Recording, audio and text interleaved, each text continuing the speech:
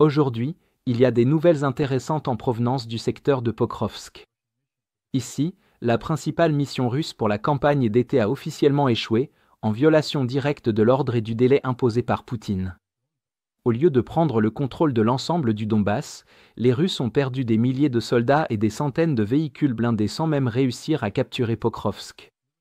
Les troupes ukrainiennes ont lancé une opération de nettoyage dans tout le secteur de Dobropia, en particulier autour de Volodymyrivka, qui est devenu un cimetière pour les blindés russes lors des récentes attaques mécanisées ratées. Après des jours de combats acharnés, des dizaines de chars et de véhicules blindés russes jonchent désormais les champs, éparpillés et en flammes. L'infanterie ukrainienne, appuyée par des drones de reconnaissance et des drones FPV, fouille la zone grise, traquant les Russes survivants cachés dans les caves et les buissons. Ceux qui peuvent encore marcher fuient, mais pas vers l'est en direction de leur propre ligne, plutôt plus profondément dans le saillant vers Nikhanorivka et Zatichok, cherchant refuge parmi les forces russes déjà encerclées et piégées depuis des semaines.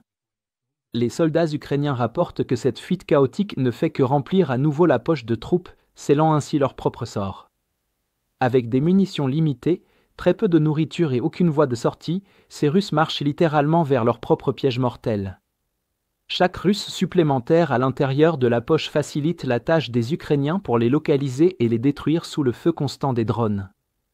L'état-major général ukrainien fait état de progrès constants, reprenant plusieurs kilomètres carrés et consolidant le contrôle sur Volodymyrivka et Mayak. Le commandant en chef Oleksandr Syrski, qui s'est récemment rendu sur le front, a confirmé que des opérations de contre-sabotage et de nettoyage sont en cours pour éliminer les groupes de reconnaissance russes et les unités isolées encore cachées dans la zone. Syrski a déclaré que ses forces resteraient actives après avoir tenu un briefing sur le terrain avec les commandants supervisant la contre-offensive de Dobropia. Depuis le 21 août, les troupes ukrainiennes ont neutralisé près de 13 945 soldats russes, dont plus de 8 400 tués, 5 400 blessés et 124 capturés. L'opération entre désormais dans sa phase de consolidation, les unités sécurisant les routes logistiques et fortifiant les positions nouvellement reprises. Pendant ce temps, les drones ukrainiens continuent de traquer les retardataires et les véhicules de ravitaillement, s'assurant qu'aucun nouveau renfort russe ne puisse atteindre le front. Cette nouvelle avancée ukrainienne a brisé le récit soigneusement orchestré par la Russie. L'offensive d'été, présentée comme l'opération qui devait enfin assurer le reste du Donbass aux Russes, était censée commencer par la prise de Pokrovsk, un centre logistique clé. De là, les généraux russes prévoyaient de se diriger vers le nord-est pour déborder la ceinture défensive ukrainienne s'étendant de Kostiantynivka à Sloviansk. Plus de 100 000 soldats avaient été engagés dans cet objectif, soutenus par des mois de discussions promettant des résultats rapides.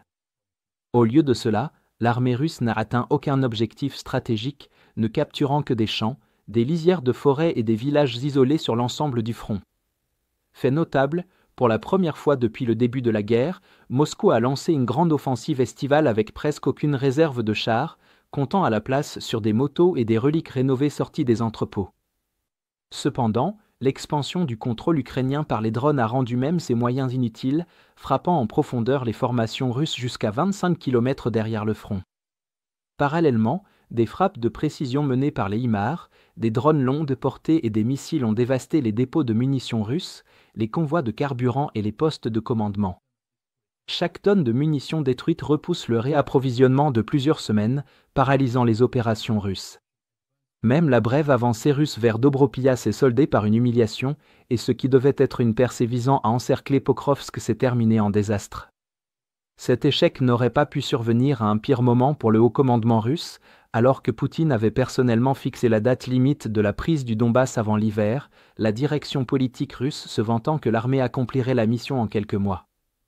Globalement, avec les pluies d'automne transformant le champ de bataille en bourbier, et l'artillerie ainsi que les drones ukrainiens maintenant un contrôle total du feu, la campagne russe dans le Donbass est complètement à l'arrêt. La saison des offensives touche à sa fin, et l'objectif à long terme de la Russie de « libérer » le Donbass est de nouveau hors de portée. Tout ce que l'armée de Poutine a réussi à faire, c'est de s'enliser encore plus dans l'impasse, au sens propre comme au figuré, alors que les contre-offensives ukrainiennes progressent et qu'une autre de ses promesses part en fumée.